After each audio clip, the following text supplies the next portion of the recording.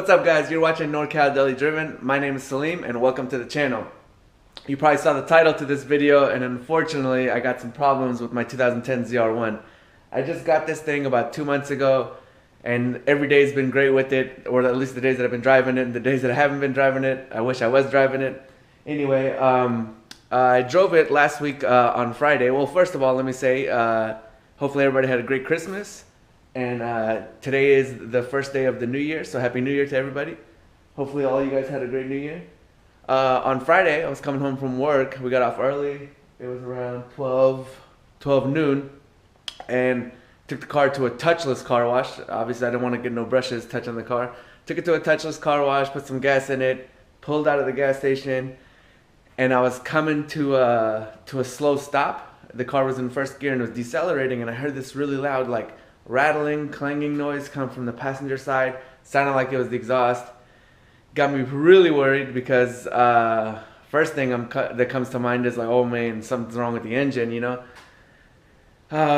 So I didn't really know what to do. I was like, okay, well, it's running fine. It's running fine this whole time driving it home, so it should be okay. So I put it in first gear. I pulled off the stoplight, and I'm hearing this really loud rattling noise. At that point, I'm thinking something from the exhaust, because that's what it sounds like. Maybe you got a loose hanger, loose bracket, loose flange, something like that. Can't be too bad. As I'm getting home, and I'm only like 3 or 4 minutes away from the house, so no big deal. I get it to the house, I put it up on a jack stand, and I get under the car to see, what's going on. I bang around on a couple things, have the car on. I can hear the rattling. I'm just not sure where it's coming from. None of the flanges are loose. None of the hangers are loose. So I'm guessing it's something internal. At that point, I didn't really know. So I get on the forum, start doing some searches or whatever. And I guess, even though the car is so low miles, it's only 16,000 miles on it. At some point, I don't know if it's a factory defect or something like that, but GM has warrantied out catalytic converters. So something goes wrong in the catalytic converter, and the material, or the honeycomb material inside, starts to get loose, and it just falls apart. So it sounds like a bunch of marbles rolling around in your catalytic converter, which gets you really worried because you thought you blew the engine.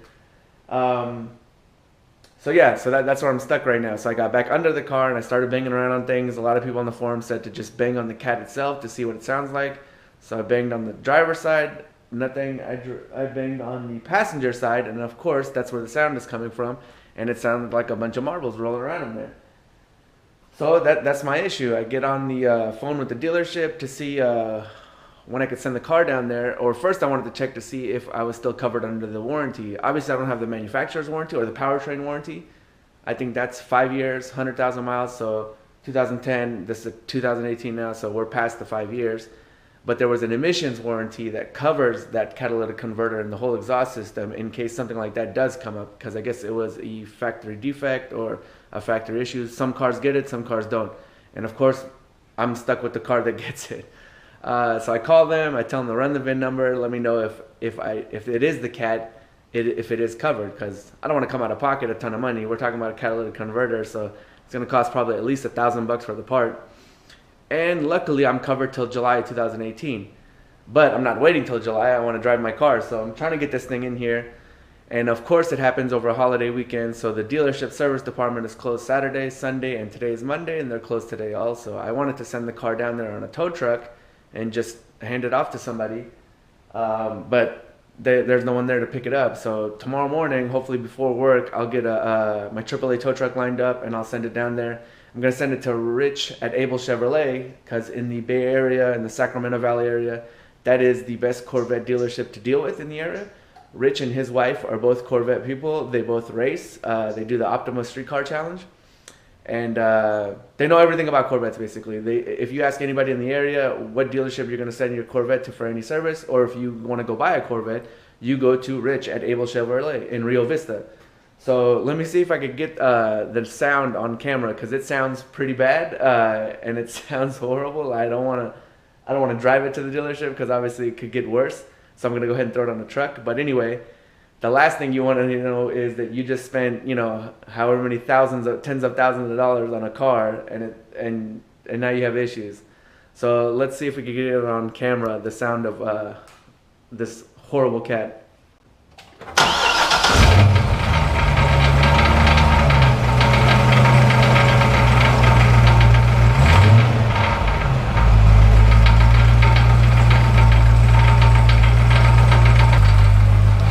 not sure if you guys can hear that, but it's like a clanging noise. I'm gonna try to get it closer and see if you guys can pick it up or if it gets picked up in the camera. Hopefully you can hear it.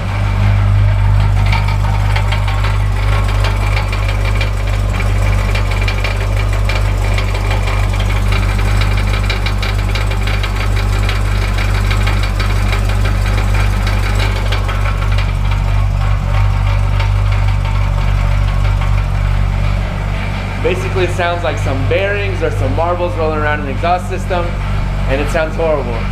So that's basically it, guys. Just wanted to share with you some of the issues that I'm having with the car right now. Hopefully it's the only issue, because I got some mods coming for the car that I really want to bolt on, and hopefully it's not at the dealership for too long. I know I'm going to miss out on this weekend coming up, January 6th. There's a huge Cars and Coffee meet down in the Bay Area I was going to drive to. I was going to meet up with some Vipers in the morning, and was looking to head to Mexico on the way down so we could stretch the legs, see how the Vipers and the Corvettes match up. But unfortunately, you know, when you plan for things, it doesn't really go the same way you planned it. Anyway, maybe I'll catch them next month's Cars and Coffee.